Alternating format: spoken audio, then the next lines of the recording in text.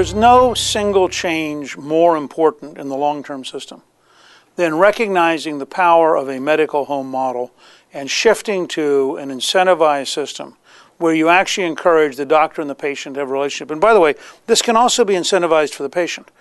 Governor Jeb Bush in Florida developed a program in Medicaid where if you were diabetic and you were actually compliant and you were doing the right things, you got a Christmas bonus. Because it was cheaper for the taxpayers of Florida to have you take care of yourself than to have you show up in the emergency room.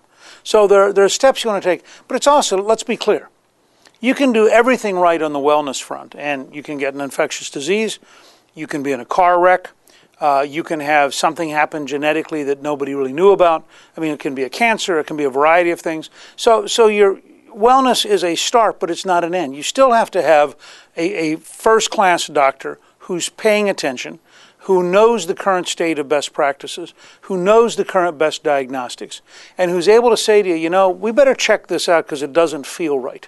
Or that number didn't come back right, I want to look at it again. And again, you're not going to self-administer that level. Maybe in 100 years you are.